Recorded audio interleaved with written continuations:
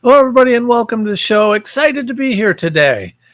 Great day to be. You know what? I'm excited to be here most days, to be real honest. I enjoy doing this. I enjoy sharing things that you may not get elsewhere and trying to provide some insight and guidance on those things. And we're going to do some of that today. There's some really interesting things happening. I don't know if you know this. Have you ever heard the term Christo-fascist? What the hell is Christo-fascism? There's a new kind. I mean, everything's fascist and Nazis, according to the left. Apparently, you now have Christo-fascism, which is a thing, and that's Pete Hegseth, I guess. We'll get to that in a minute. We've got. Oh no, the Canadians are mad. Oh, what are we going to do? Nothing, because who cares? I mean, listen, I love my brothers and sisters in Canada. I do. I love you guys. But I mean, your leadership sucks. It's really bad. I've never seen anything quite like it. They're just, these are a bunch of clowns, and they're just, I don't know. You really, for you guys up the brothers and sisters north of the border, we need you guys to get rid of your clowns in charge. We got to find some new people. But that's happening. But the big story of the day is Doge and his Elon Musk's interview yesterday. I think that's the most important thing happening. We're going to hit that, and then I'm going to be talking to you about some more chemtrail stuff. This is a big thing. We're pushing this hard in a lot of fronts, and I think it's a much bigger story than people realize. It's not a conspiracy theory, folks. I've got this pinned down. I got it, how Biden did this. He ran it through DOD, through military, so that they could hide it. I got the whole thing laid out here. It's pretty crazy, and we got some new stuff on these chemtrails that don't exist. It's interesting that they don't exist, yet I have all of these documents about them. Seems like the government is working very hard and spending a lot of money on things that don't exist, including the Rockefeller Foundation, by the way, folks. Did you know that they're spending $1 billion on this nonsense? $1 billion. That's no joke. Anyways, lots of interesting things going on. Lots of interesting things happening. Of course, as always, it needs your support and help. Please support us. GiveSendGo.com/Renslaw. GiveSendGo.com/Renslaw. Become a monthly donor. Your monthly donation keeps us afloat, keeps us fighting, keeps us doing our thing. We do need your help. Also, please support our affiliates. You go to TomRenz.com. You got to go to TomRenz.com for everything. Everything's at TomRenz.com.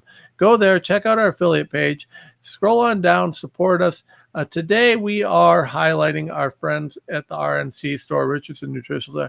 Great supplements. Wonderful, wonderful, wonderful. Help your body do whatever it needs to do to support and deal with cancer. They supplement your treatments. A wonderful supplement. I can't recommend them enough. Love that RNC store. Go to TomRenz.com or go to rncstore.com/Renz to save 10% and use Renz at the checkout. All right, so that's all good. And then I want to talk to you guys about something that's really kind of an up-and-coming thing. One of our newest, probably our newest sponsor. These are wonderful, wonderful people, and they're addressing a problem that I didn't even know existed. So, are you guys aware that scammers, they can literally steal your house, your home, right out from under you? The FBI is calling this house stealing, and it's a real crime, and it's really happening, and it's growing. It's a huge real estate scam, and it's targeting American homeowners. And here's what happens, right? So to own your house, you just got to file some documents with the state. So what these scammers do is they take these documents, they fake these documents, they forge your name, they use a fake notary stamp, and then they pay a little fee, send it in, and just like that, your title to your home is transferred out of your name. This is disastrous. It's a real thing. Legally, they transfer that title. Now, it's based on fraudulent documents, and you can fight it, but if you don't know it, you can't fight it. And what happens is you wake up one day, and suddenly someone's got home equity loans out on your house. Your house isn't yours anymore. I mean, it's a disaster. It's just a nightmare, folks. So when's the last time you checked your home title, right? You just going to wait until you get a foreclosure notice? I'd say you probably ought to do more than that. And that's why, we've taken our new sponsor on. And our new sponsor is Home Title Lock. These guys are wonderful. I love these guys. And what they do, their $1 million triple lock protection helps keep your home and equity safe. Here's what you get: immediate 24/7 monitoring of your property, urgent alerts if there are any changes, and if fraud should happen, their US-based restoration team will spend up to $1 million to fix the fraud and restore your title at no additional cost. Here's the best part. I've teamed up with Home Title Lock to give you a free title history report so you can figure out if you're already a victim and access your personal title expert. A $250 value just for signing up. All you got to do is go to HometitleLock.com, HometitleLock.com, and use my promo code RENZ250, RENZ250. So you go to HometitleLock.com and you use promo code RENZ250. Get there, do it, protect yourself. Make sure that nobody's stealing your house. I know, isn't that crazy? How do we get to a point where you got to worry about someone stealing your house? Yeah, I don't know. It's ridiculous. But anyways, that's all happening. And so we do love HometitleLock.com. We're glad to be working with them. And it's a real thing. All right, so let's move into the news. We have a lot of news, and I want to start out with this, and I got to show you the picture here. This is from Gateway Pundit. You see this right here? Right here. This is Pete Hegseth, and right here is a brand new tattoo. Now, this is a huge deal. Pete Hegseth got a new tattoo. The world is ending. Oh, my God, Pete Hegseth. So his new tattoo is it's Arabic, and it says kafir. And that's an Arabic term to basically to describe infidels, right? Non-Muslims. And if you're a kafir,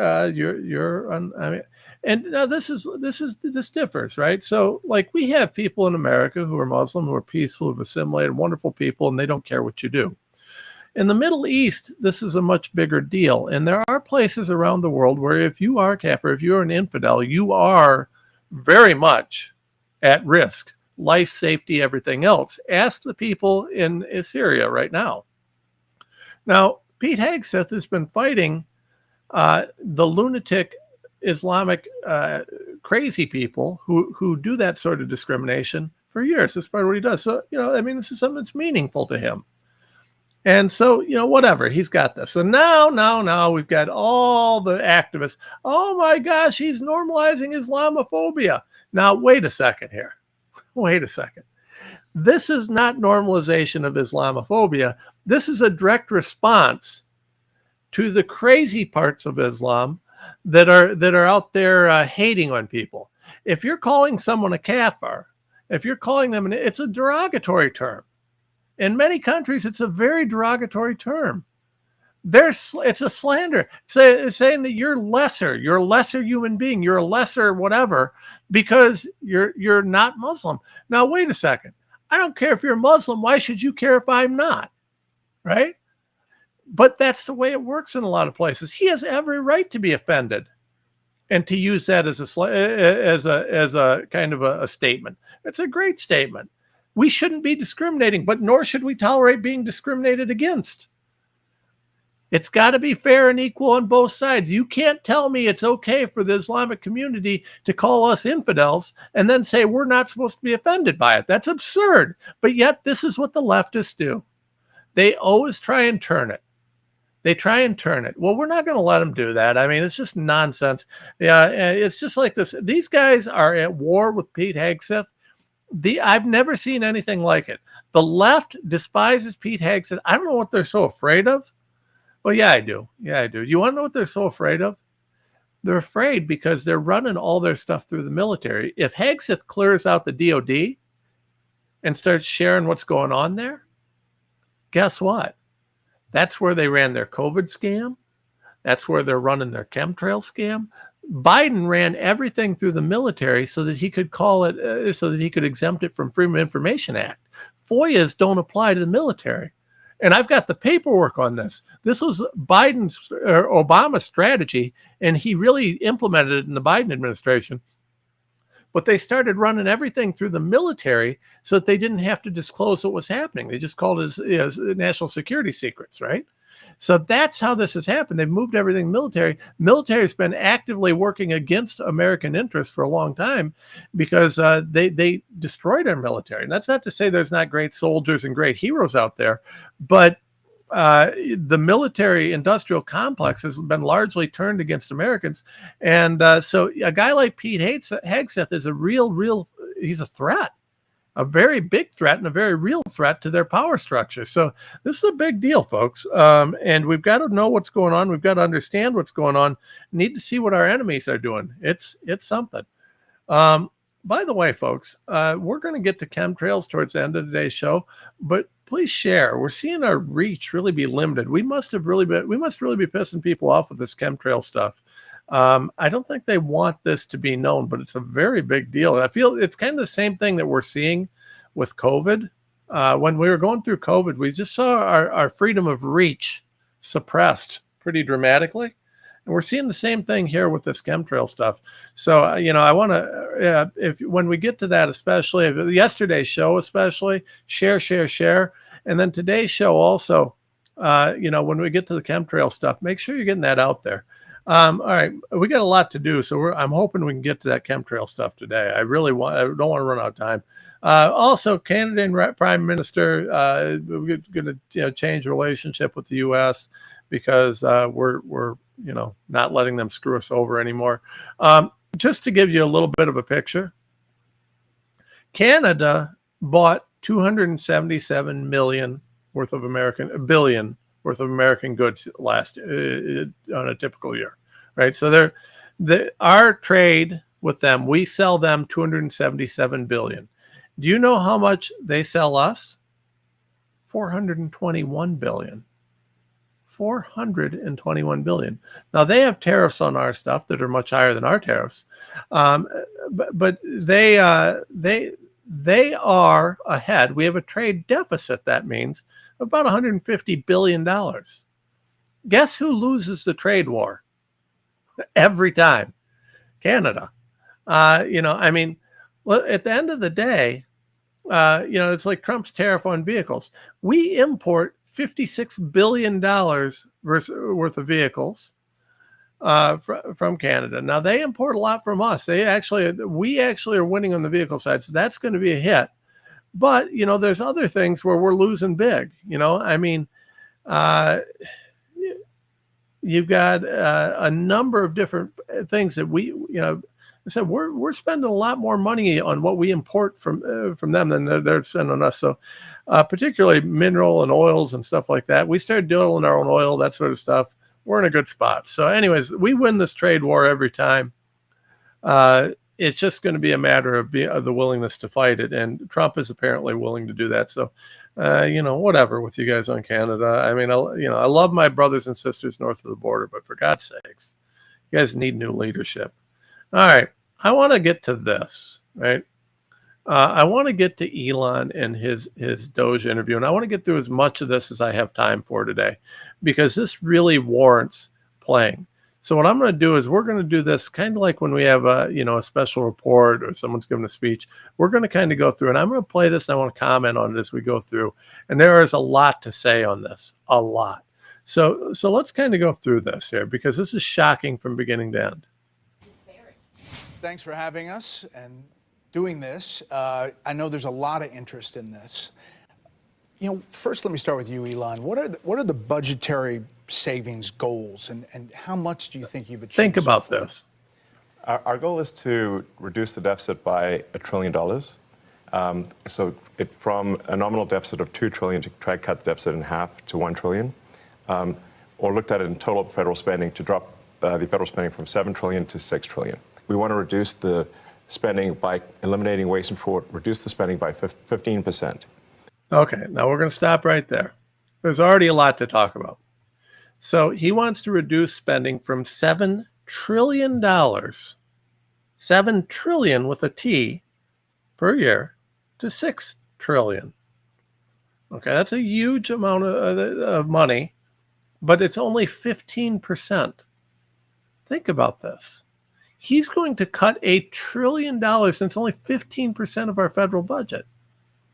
Now, he's going to do this by getting rid of waste, fraud, and abuse.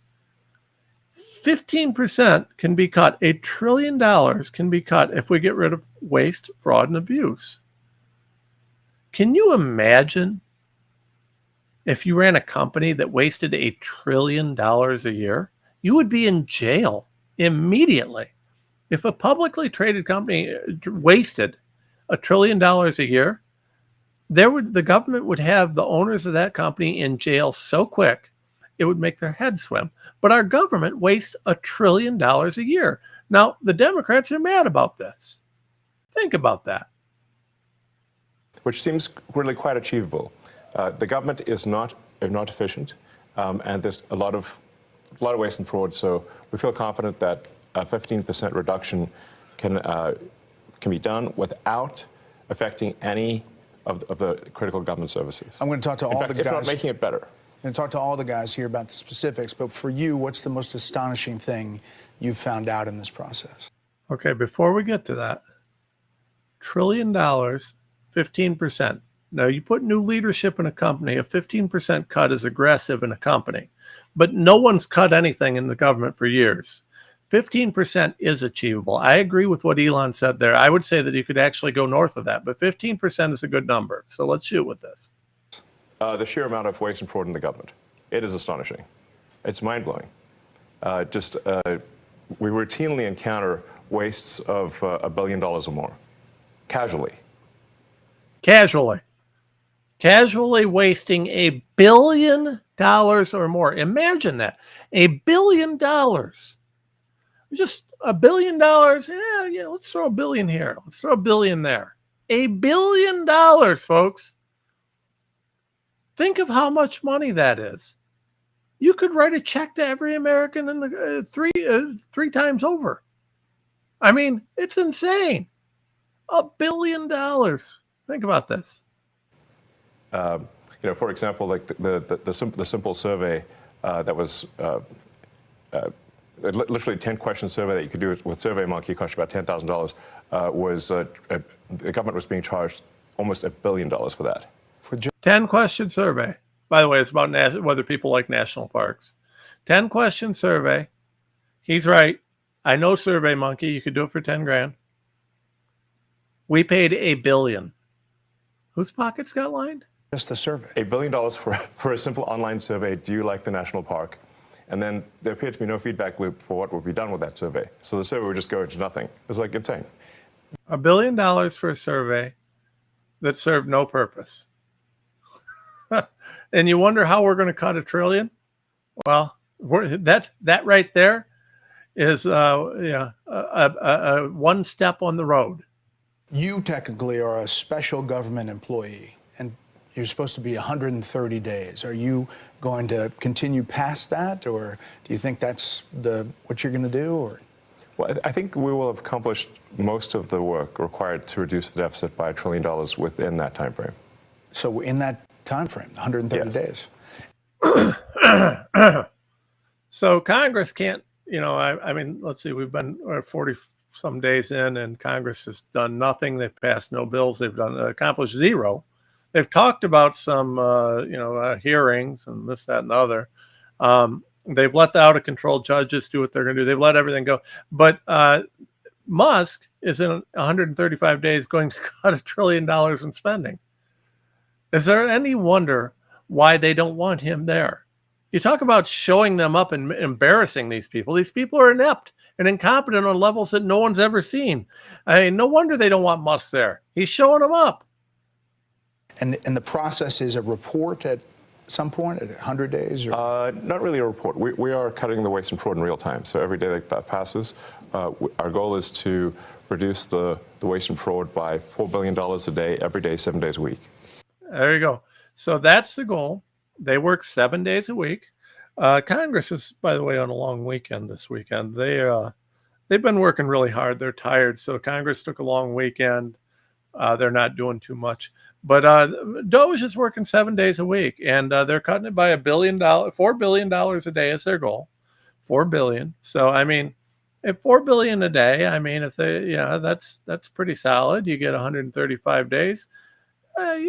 You're going to be well on your way, and you're going to have some big cuts in there that do more than that. So, Musk is well on his way, but they work 7 days a week, and they actually work. And Congress is taking the weekend off.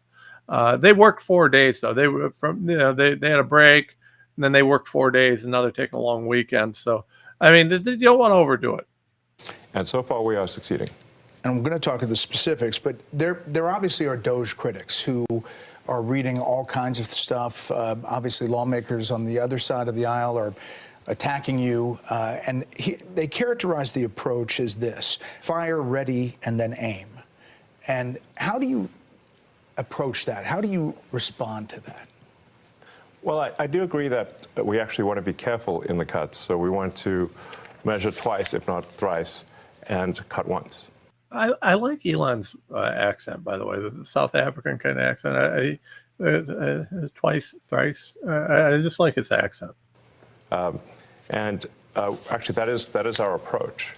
They may characterize it as shooting from the hip, but it is anything but that.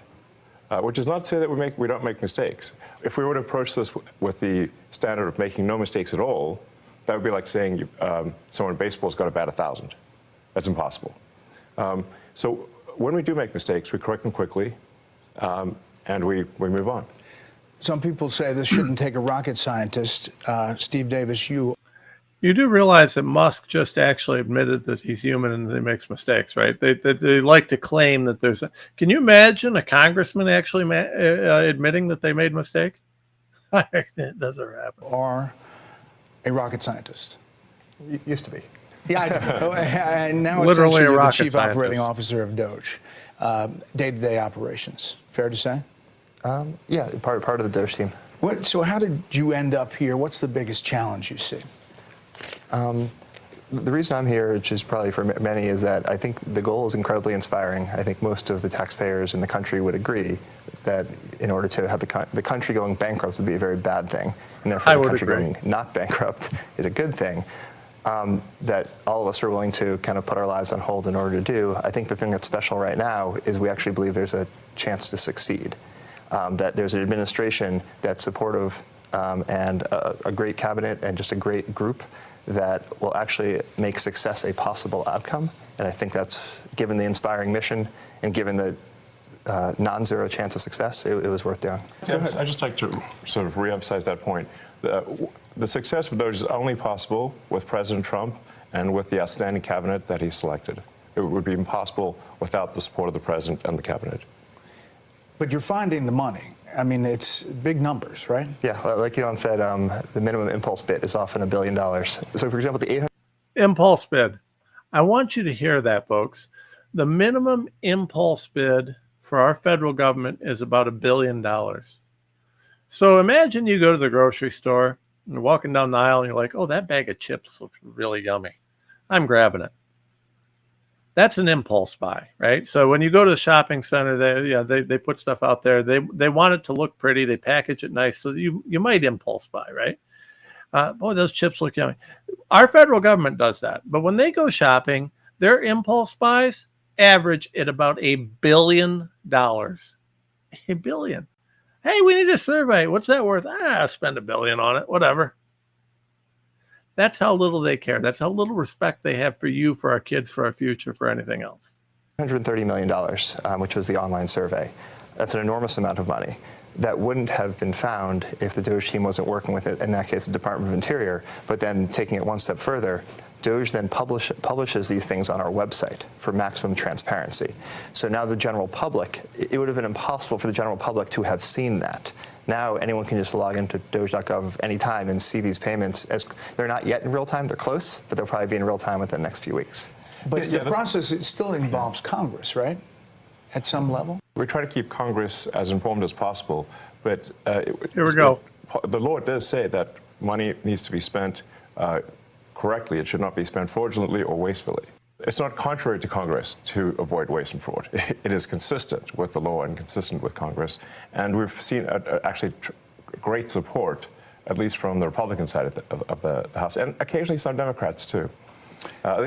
It's nice to see people cross the aisle once in a while, but usually when they attack Doge, they never attack any of the specifics. So they'll say what we're doing is somehow unconstitutional or illegal or whatever. We're like, well, which line of the cost savings do you disagree with? And they can't point to any. And we list them all on Doge.gov and the Doge handle on X. And you'll see just outrageous things, one outrageous thing after another. Joe Gabby. Okay. So let me stop right there. You have to understand something, that Elon is right about this. Under the law, you are not supposed to spend money wastefully or fraudulently. Shockingly, and I know this would be a shock to Congress, fraud is not legal. Fraud in government spending is not legal. Waste is not. That you're not actually supposed to do that under the law. So when the Democrats are screaming about Doge, here's the thing. Doge is listing specifically, hey, we cut this because it's wasteful. We cut that because it's wasteful.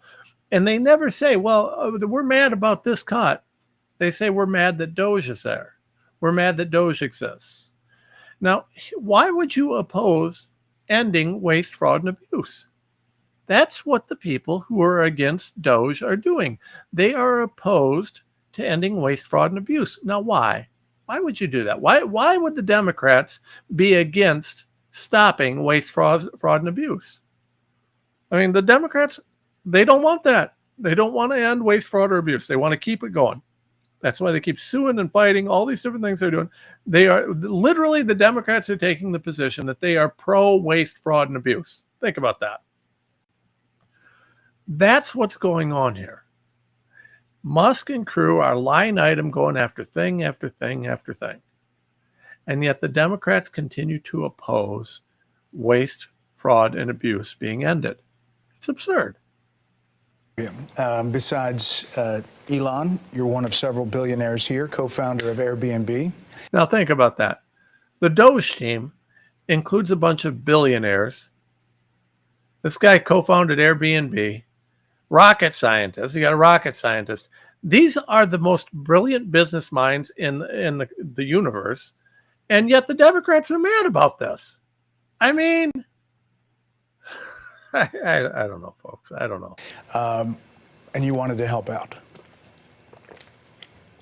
I bumped into Anthony and Elon probably back in February, and they told me something about a mine that was dealt with retirement, and they said they needed somebody to help out to fix retirement in the government. I love the challenge, so I jumped on board, and it turns out there is actually a mine in Pennsylvania that houses every paper document for the retirement process in the government. Now picture this.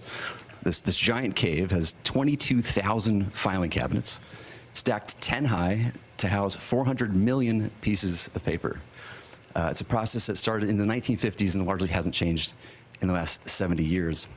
And so as you dug into it, we found retirement cases that had so much paper, they had to fit it on a shipping pallet. Wow. So the process takes many months, and we're going to make it just many days. Will it be digitized, or how? Absolutely. So this will be an online digital process that will take just a few days at most. And I really think, it's an injustice to civil servants who are subjected to these processes that are older than the age of half the people watching your show tonight. Okay, so this is why this is a key thing, and this is why I let this part of this instead of skipping it, why I let it play. So here's the thing. Our civil servants that don't suck, the guys that are actually there doing their thing, if they want to retire, a maximum of 8,000, I think, per month are able to do it. And the process is straight out of the 1950s. It's literally carrying paper around a mine and putting it in file cabinets. This is absurd and wasteful. Now, I want you to understand something. When Elon talks about cutting $1 trillion from our budget, you couldn't do it unless our government was so wasteful and fraudulent that it's just absolute. I mean, $1 trillion is mind-blowing. No one can even wrap their head around how much money that is. The fact that we waste that every month is, I mean, it's not even shocking. It's some next level type nonsense. It's unbelievable. So we have all of this stuff happening, and you've got to understand, folks, this is a huge, huge, huge deal. we have these processes that are antiquated by decades. So you say, well, can you cut 15%? Can you cut $1 trillion? Yes, because no one's even bothered to look at what we're doing forever. Now they're going to talk more about this. Let's hear more about this. Right. So we really believe that the government can have an Apple Store-like experience, beautifully designed, great user experience, modern systems. Because right now it's by hand. Yes, the retirement process is all by paper, literally with people carrying paper in manila envelopes into this gigantic mine. So they can't retire more than a certain number every month? Yes. About 8,000 a month. That's how the reason we discovered it was we were saying, like, well, let's encourage voluntary retirement. They said, well, the most they could do is 8,000 a month. Oh. And even under normal circumstances, it can take 6 to 9 months just to have your retirement paperwork processed, and they often get the calculations wrong. So can you imagine that? You want to retire, you put it in, takes 6 to 9 months, and then the numbers are wrong. Only in the federal government. I mean, wow. So we're like, well, why would it take so long to retire? And they're like, well, because of the mine. We're like, what do you mean a mine? What's a mine got to do with retiring? And that's where we discovered that all the retirement stuff is still done by paper in a process that looks identical to what occurred in the 1950s. Like if you took a snapshot of the mine when it first started in the 50s to today, it looks the same. It's amazing. So how long do you think it'll take to turn over? We're working as fast as we can. Probably next couple of months we'll have this overhauled. And I really think, again, like, why are we subjecting our federal workers to processes that they actually have to go through a training just to retire from the government? There's a whole training program that people have to go through in order to retire. I think we can do better for them. Aram Moghadassi, Doge engineer. You go into these places, one of the more than a dozen engineers, first people to go into the agencies and view the computer data sets. Tell me what you're finding, and for people who don't understand how that process works, explain it for them. Yeah, I'll say the first thing that got me really excited about Doge was learning basically the state of government computers. By some estimates, government IT costs about $100 billion, and it's funding systems that are over 50 years old, in the case of something like Social Security or the IRS. So really critical systems are old, they cost a lot of money to maintain, and they can be, the efforts to improve them are often very delayed. So I thought I'm a software engineer that maybe could make a difference here, and that's really what inspired me at a high level. There's a lot of mystery about Social Security and a lot of words about it here's what Democrats have been saying about it. It's absurd that Elon Musk is trying to eliminate billions of dollars from Social Security. Elon Musk and President Trump have set their sights on cutting Social Security. Their goal is clear: destroy Social Security from within. Oh. You're in the building. I mean, you're in the computers. What's happening there? What are you doing? Yeah, it doesn't line up with my experience on the ground. And I'll say the two improvements that we're trying to make to Social Security are helping people that legitimately get benefits, protect them from fraud that they experience every day on a routine basis, and also make the experience better. And I'll give you one example is at Social Security, one of the first things we learned is that they get phone calls every day of people trying to change direct deposit information. So when you want to change your bank account, you can call Social Security. We learned 40% of the phone calls that they get are from fraudsters. 40%. That's how much fraud is occurring in Social Security. Why? Because it's easy. Because our software's junk. The computers running it are junk. And the Democrats love it. The Democrats are ecstatic about it. Don't touch a thing. It's perfect. What? 40%. That's right. Almost half. Yes, and they steal people's Social Security is what happens. Is they call in, they say, they claim to be a retiree, then they convince the Social Security person on the phone to change where the money's flowing. It actually goes to some fraudster. This is happening all day, every day. And then somebody doesn't receive their Social Security. It's because of all the fraud loopholes in the Social Security system. How do you reassure people that what you all are doing is not going to affect their benefits? No, in fact, what we're doing will help their benefits. Legitimate people, as a result of the work of Doge, will receive more Social Security, not less. I want to emphasize that. As a result of the work of Doge, legitimate recipients of Social Security will receive more money, not less money. All right. Think about I that. emphasize that point and let the record show that I said this, and it will be proven out to be true. Let's check back on this in the future. So, Washington Post, the Social Security Administration website crashed 4 times in 10 days this month because the servers were overloaded, blocking millions of retirees and disabled veterans from logging into their online accounts. Freaked people out. Is that going to change? Yes, we're going to make sure that the website stays online. Yeah. I mean, but is it a result of going in there No. or something you're doing? No. The amount of issues that were with the Social Security system are enormous. As an example, there are over 15 million people that are over the age of 120 that are marked as alive in the Social Security system. And that's an accurate figure. Yes. Correct. 15 million. Correct. This has been something that's been 15 million. identified as a problem. Again, pre-existing problems. Think about this, folks. 15 million people over the age of 120 getting Social Security benefits. Fraud, anybody? Nah. Since 2008, at least, from an IG report. So there were some great people working at the Social Security Administration that found this, 2008, and nothing was done. And so 15 to 20 million Social Security numbers that were clearly fraudulent. By the way, 2008 is Barack Obama. So Obama found this and didn't do anything about it. Were floating around that can be used only for bad intentions. There'd be no way to use those for good intentions. And so one of the things the Doge team is doing is carefully and very methodically looking at those and making sure that any fraudulent ones are eliminated. Brad Smith, working at HHS, and obviously another element is Medicare and Medicaid, NIH. What are you finding? Yeah. Well, I'd say there's a couple of things we're really committed to in our work at HHS. Number one, making sure we continue to have the best biomedical research in the world. And number two, making sure, which President Trump has said over and over again, that we 100% protect Medicare and Medicaid. But there's a lot of opportunity. So if I take NIH as an example, today, if you're an NIH researcher and you get a $100 grant at your university, today you get to spend 60 of that and your university spends 40 of that. The policy that we're proposing to make is that you get to spend 85 of that and your university spends 15. So that's more money going directly to the scientists who are discovering new cures. Another example at NIH is today they have 27 different centers. They got created over time by Congress, and they're typically by disease state or body system. There's 700 different IT systems today at NIH. 700 different IT systems. IT software. You have 700 different systems. That means that the computers in one department at NIH are not talking to the computers at those. So they can't share science. They can't share data. They can't share anything, folks. Yet the Democrats oppose what they're doing with Doge. Think about this.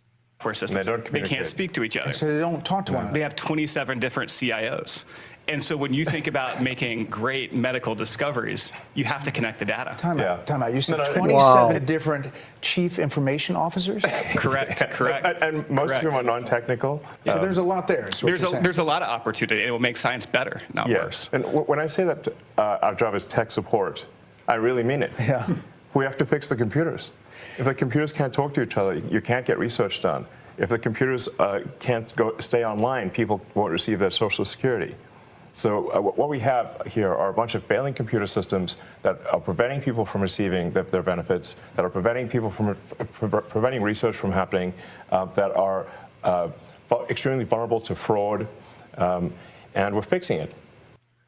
I want to stop right there, folks. So I posted, a thing. It was pretty viral about Doge and what it is and what it isn't. Doge was created by Obama. It was the USDS, U.S. Department of Digital Services. It was created by Obama, and its purpose was to improve the software and the computer systems in the federal government because they suck. They're broken. They're damaged. They don't work. So that's what it was. Trump just renamed it Doge, U.S. Department of Doge Services. That's it. That's it. So this is a legal, up and running department. They've been there for a long time.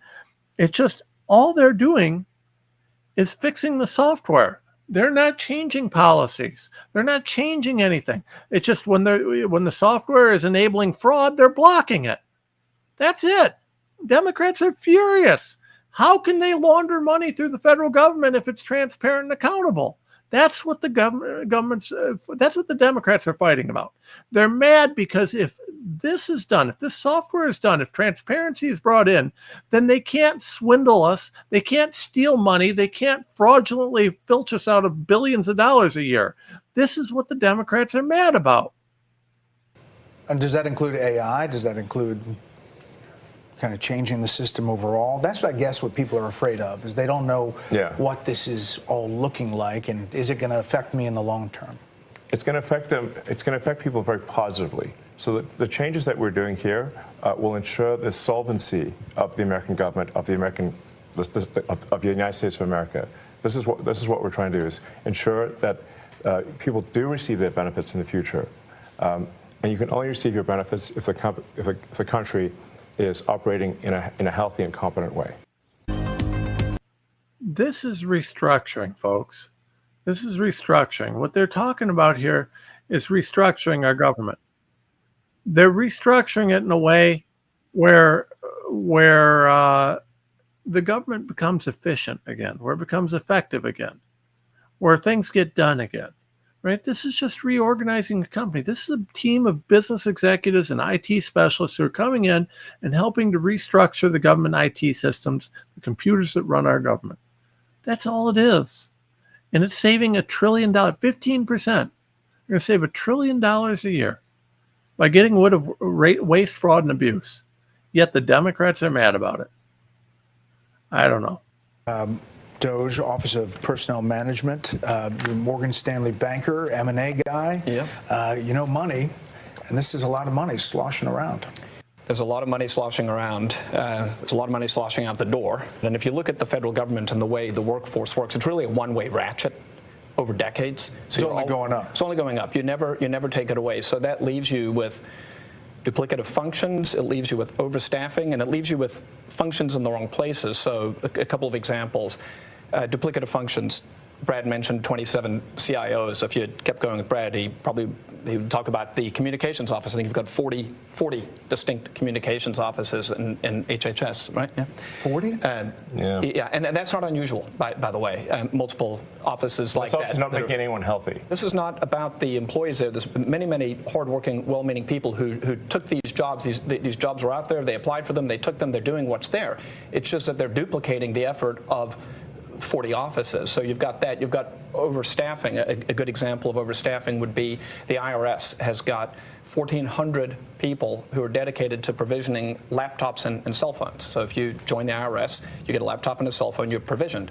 So if each of they have 1,400 people in the IRS whose job it is to give you a laptop and a cell phone. 1,400. those IRS officers or employees provisioned 2 employees per day, you could provision the entire IRS in a little more than a month. So 12 times a year, you can re-provision. Why would you have 1,400 people whose only job it is to give out a laptop and a phone? Right. The whole IRS could be handled once a month. So that doesn't make any sense. And President Trump's been very clear: it's scalpel, not hatchet, and that's the way it's getting done. And then once those decisions are made, there's a very heavy focus on being generous, being caring, being compassionate, and treating everyone. Folks, 1,400 people, just whose only job it is to hand you a cell phone and a laptop. I mean, the Democrats oppose cutting this. Are you kidding me? With dignity and respect. And if you look at how people have started to leave the government, it is largely through voluntary means. There's voluntary early retirement, there's voluntary separation payments. We put in place deferred resignation, the 8-month severance program. So there's a very heavy bias towards programs that are long dated, that are generous, that allow people to exit and go and get a new job in the private sector. And you've heard a lot of news about rifts, about people getting fired. At this moment in time, less than 0.15, not 1.5, less than 0.15 of the federal workforce has actually been given a RIF notice. So they're selected if they're leaving. It is basically almost no one's gotten fired. That's what we're saying. Tom Krause, working at Treasury, you are having access to the payment system, oversees all the outgoing payments. Essentially, those payments were going places we didn't know where they were going, right? Yeah, unfortunately, that's the case, Brett. You know, as an ex-CFO of a big public tech company, really what we're doing is we're applying public company standards to the federal government. And it is alarming how Oh no. Public company standard. So the government is now being asked to live by the rules that it asks us to live by. The Democrats are furious. We can't have that, folks. We can't have that. the financial operations and financial management is set up today. There is actually really only one bank account that's used to disperse all monies that go out of the federal government. Time out. One bank account. It's a big one. It's a big one. It's a big one. It's a big one. A couple weeks ago, it had $800 billion in it, but it's the Treasury General account. So when you hear, some of my colleagues here, what they're talking about in terms of the fraud, you have to ask, well, why is this allowed to happen at a financial level? Well, it's actually quite simple but alarming. The Treasury, up until now, and thanks to President Trump, we're fixing this. In fact, there was an executive order that he just signed the other day, which is protecting America's bank account, because it really is the taxpayers' money. Yep. One, we're changing the culture. The culture is been not a lot of caring and not a lot of commitment to doing what's right relative to financial operations. This guy kind of looks like an ex-CFO, doesn't he? If you think of an ex-CFO, isn't that what you think about? But his point is actually really valued. People didn't give a crap. That's what's going on. There's a $500 billion of fraud every year. There's hundreds of billions of dollars of improper payments, and we can't pass an audit. The consolidated financial report is produced by Treasury, and we cannot pass it on. We have material weaknesses. What that means is that if I was a public company CFO, I would effectively be removed. I couldn't file financial statements. I couldn't issue securities, which of course we depend on. Can't pass an audit. Right. The federal government cannot pass an audit. It's impossible. In fact, in order to pass an audit, you need the information necessary to pass an audit. You need to have the payment codes, you need to have the payment explanation, and you need to have a person you can contact to understand why that payment was made. None of those things were mandatory until just recently, just a few weeks ago. In fact, maybe last week? Yeah, we're serving 580 plus agencies. And up until very recently, effectively they could say make the payment, and Treasury just sent it out as fast as possible. So think about that. Let's say, I don't know, Department of Natural Resources decides they're going to send someone some money. Let's say that they broke all sorts of laws doing it. So what? Nobody's going to check them. Because when they tell Treasury to send out the money, no one even checks it. Just, okay, here's the check. So you have this gigantic entity, the federal government, with all these different institutions, organizations, different parts and pieces moving around. And no one's even checking. Someone says, hey, spend some money. And the Treasury's like, sure, here you go. And that's that. No checks, no balances, nothing. Just here's your check. That's where we're at right now. No verification. And so what we're doing is what any household would do. But imagine you're a household, you have a bank account, everyone has an ATM card connected to that account, everyone has a checkbook connected to that account. It's not just your children, it's not just your parents, it's your in-laws, it's your extended family, and they all can go to the account and disperse funds. No questions asked, no justification, no verification. Tyler. All right, folks, I want you guys to think about this. What you had there was our Treasury Department is giving out money without even being sure that that money is being spent for what they're saying. You wonder how we're going to cut 15%? I don't know. Maybe we just check and see that the money's actually going where it's supposed to go. Unbelievable. Hassan, Interior Department, you're a former oil company CEO. You're reviewing contracts before they're approved for funding. What are you finding? Well, Elon and Steve kind of stole my thunder a little bit, but I actually found that customer service survey contract. I actually have an example of one right here. I could have done this in high school. And Is that right? I found it. Is that bad? I found it on the weekends because under the Biden administration, there was no departmental oversight within the Department of Interior whatsoever. None. We are now reviewing every single contract, every single grant, and when things come to my attention that don't make sense, I'm bringing them to Secretary Burgum, and he's been fantastic. He's a businessman. He's very supportive of Doge. It's been wonderful to work with him. Is the battle between government of decades of buildup and business, which you guys are, is that like a train hitting each other? I mean, it seems like it's pretty disruptive. Well, this is a revolution. And I think it might be the Most important part of the interview, folks. might be the biggest revolution in government since the original revolution. But at the end of the day, America is going to be in much better shape. America will be solvent. The critical programs that people depend upon will work. And it's going to be a fantastic future. All right. We're going to stop this right there because I want to talk about that, and then I got to finish up with some other things. But Elon said this is a revolution, and I think it's the most important line of the interview, and it is. Our government forces us to pay taxes. They force us to follow laws. They force us to do things, and they are not reflective of what we, the people, want. Nobody wanted to be forced to wear masks. Nobody wants to be forced to pay taxes to fund illegal immigrants who are committing crimes in our country. Nobody wants to do what we're doing, but we're forced to. We're forced to. There's no accountability. There's no oversight. All there is corruption as far as I can see. That's what's happening. What Elon Musk and Doge are doing is stopping that. They're bringing accountability. They're shining the light of truth on this cesspool of corruption that is our federal government. You have to understand, folks, if we allow this, if we stand aside and continue to allow the cesspool, the fraud, the waste, the abuse, the corruption that's occurring, if we don't do something about this, our country's over. And it basically is. We're now fighting back. This is a revolution. We've lost our country, and what we're doing is fighting to regain it. Bringing oversight, bringing transparency. They aren't even ending programs. They're not ending anything.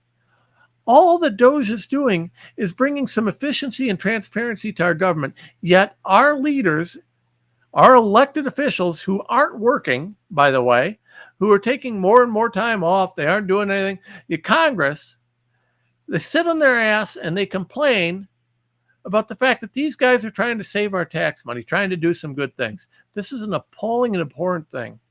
The Democrats are lost, and the Republicans aren't a whole lot better because where are they? We have a majority in the House and the Senate. What legislation have they passed? What one thing have they done that we can point to that was a big deal? Name one. I see Mike Johnson. Where's he at? He said some good things lately. At least he's saying some things, but he hasn't done a damn thing. The Senate is a joke. I'm not seeing anything. We have the majorities, but that's not the problem. You have to understand the Democrats and Republicans are all feeding from the same trough, and that is the problem that we're having in Washington. All right, we got lots more on this, but I want to, before the end of the show, I've got to mention this. Have you guys ever heard of SAI? So SAI, this is chemtrails. You know, chemtrails are fake. You all know that chemtrails are fake, right? You know that that's just made up conspiracy theory stuff. So SAI, stratospheric aerosol injection, right? This is kind of under the solar radiation management umbrella. But what it is so they want to basically block the sun from getting to the Earth's surface. It's about global warming, right? And they came up with the idea because they watched these volcanic eruptions, and they saw that caused all sorts of problems, and it cooled the planet and this, that, and other, right? So they see that when that happens, you get sulfur dioxide blasted in the stratosphere, and it causes blocks out the sun essentially, and it lowers global temperatures for a number of years, right? So the idea is if they, by these lunatic leftist, I don't know, global warming nutcases, that if they if they dump a bunch of this stuff in the air, like the the pollution from the volcanoes, that they can stop global warming. So, I mean, listen, folks, after a volcano, there's massive problems with acid and acid rain. And I mean, it's deadly, but yet Bill Gates and crew love the concept, right? So they're going to use some different things. They've looked at different candidates for chemicals, and they're studied. These are formal studies. These are things that are actually happening because they want to do this, and they are doing this. Sulfur dioxide is one of the most studied, and it's something that they're actually they want to put sulfur dioxide so that we can have sulfuric acid. I mean, this is a great idea. Talk about creating acid rain. They want to put it in the atmosphere. There's a 1 to 2 year atmospheric lifespan, so you got to keep putting it up there. They've also looked at aluminum oxide. Aluminum oxide is there's actually a patent on it, and they think they can block out a bunch of sun with that. No worries about the fact that aluminum is a neurotoxin and very damaging, probably causing autism. Calcium carbonate, right? And by the way, you throw the aluminum oxide that they want to spray in the air in with the aluminum you're getting from the vaccines. Can't imagine why we have autism issues, right? Calcium carbonate, another one, but it's less acidic than the sulfates. I mean, that's important, right? So looking at that, barium titanate. Barium.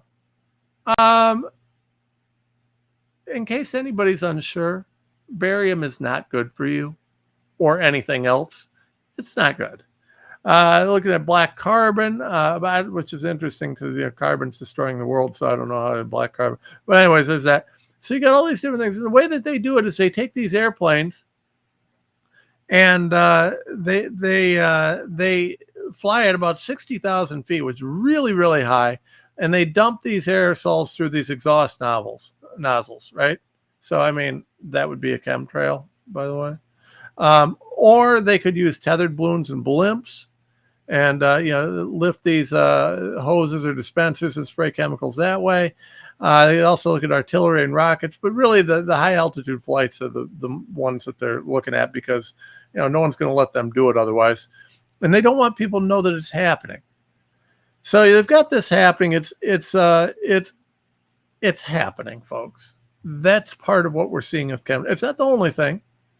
It's not the only thing, but it's part of it. Now, we're out of time for today, but the Rockefeller Foundation's pledged $1 billion for nonsense like this. That's craziness. I mean, you got the Gates Foundation, all these guys are supporting. They want to poison our atmosphere, poison our air. And you wonder why there's opposition to the state laws on chemtrails. You wonder why you get suppressed if you talk about chemtrails. This is a big thing, big money, folks. Mark my words. I've investigated, and I got a whole bunch coming. There is fire here. We see the smoke. Trust me, there's fire. We've got to stick with this. We've got to keep researching this. Got to keep pushing. And I'm really glad to be doing a lot of this and kind of pushing a lot of this. We're doing a lot to drive this, folks. I will tell you that right now. And I think that it's going to be a winning issue over time because when people realize that it's been done through our military, I've traced out the law. Biden used all sorts of executive orders and military actions to make sure that they could do this through the military. They funded it. It's all there. It is one of the most profound conspiracy theories I've ever seen, and it's going to be proven true. Mark my words on this, folks. It's a real thing. All right, support us at timeruns.com, www.timeruns.com. You got to go there. You got to type it because you can't search it. Google will block your search. Also, support us, givesendgo.com/renslaw. Be a monthly donor. Be a monthly supporter or shop in our affiliates or in our store. Just support us in any way you can. Thank you all for listening.